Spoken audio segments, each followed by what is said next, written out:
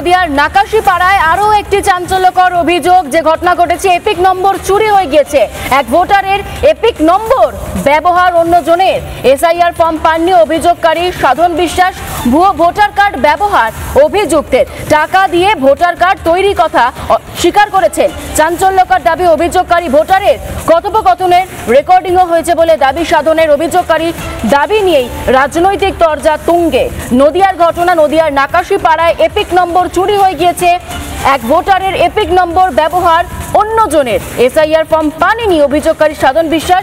ভুয়ো voter card ব্যবহার অভিযুক্তের। টাকা দিয়ে ভোটার কার্ড তৈরির কথা স্বীকারও করা হয়েছে।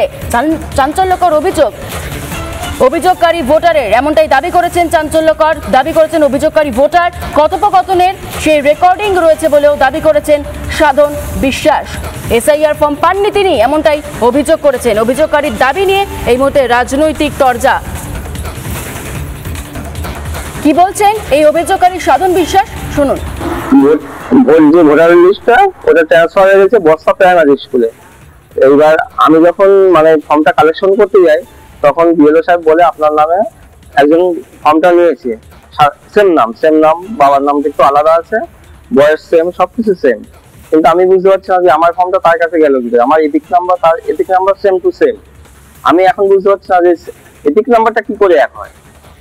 এখন সমস্যা আছে যে আমি ফর্মটা পাইনি। এখানে কি পরিবর্তন দেখছেন? এখানে যে নাম এসেছে, নামে কোনো পরিবর্তন নেই, শুধু বাবার নামের স্পেলিং একটু ভুল আছে। আমার বাবার নাম হচ্ছে শ্রীরাম বিশ্বাস, আর এখানে এসেছে চিদম বিশ্বাস। বাবার নামে পরিবর্তন।